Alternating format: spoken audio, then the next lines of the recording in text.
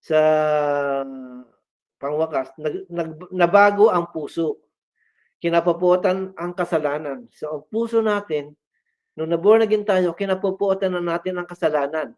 Si Kristo'y minahal, 'no, grabe ang ganda 'no. Si Kristo'y minahal, ano.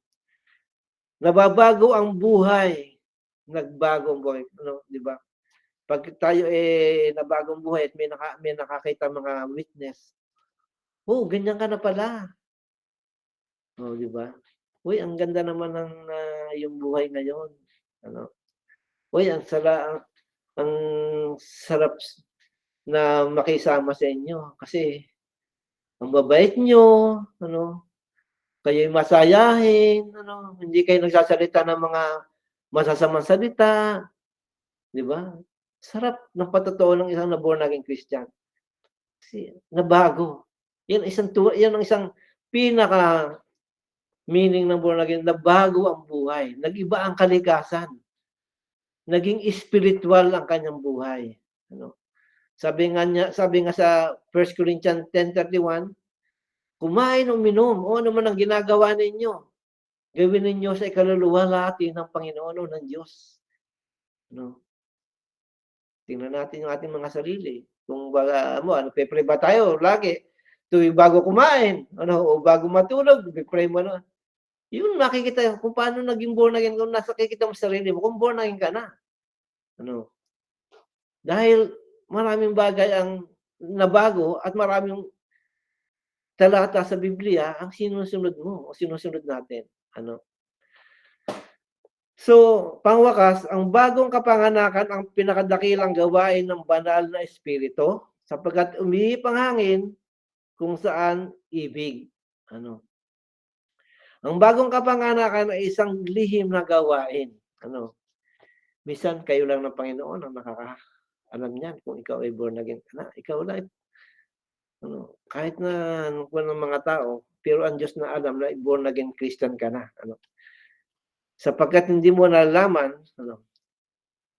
Ngunit ang katotohanan nito mahayag sa mga tao sa magagandang patotoo, yung kagaya sinabi ko kanina. Yung pagiging born again natin mahayag yan sa maraming tao as magandang testimony o patotoo. Idalangin natin na naway mahayag ng bawat isa sa atin ang mga patotong ito sa ating mga buhay araw-araw, ano. Kanina nabanggit ko yung tungkol sa bautismo sa tubig, ano.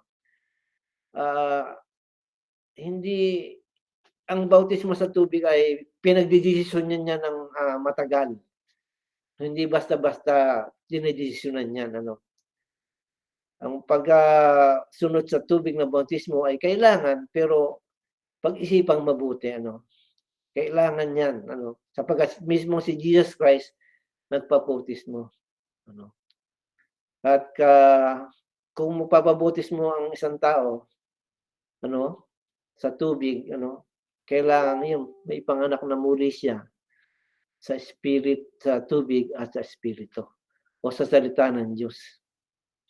Hangga't 'di siya pinapanganak sa salita ng Diyos o hindi siya nabo-born again pa sa tubig at espiritu, mag-isip-isip, ano, 'wag munang magpabautismo.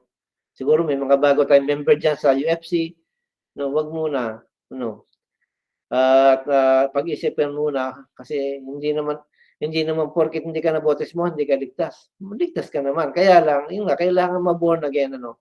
Kailangang magkaroon ng panibagong kaisipan, panibagong buhay, ang buhay espirituwal, ano. 'Di ba balance yung spiritual saka pisikal pero mas maganda talaga ay ang buhay espirituwal, ano. 'Di ba sinabi ko sa inyo kanina na ano man ang inyong gagawin, kumain man o uminom o ano man yung ginagawa, gawin natin sa ikaluluwalhati ng Diyos, ano. So, magandang gabi sa inyo lahat mga anak, ano. Kumusta kayo diyan?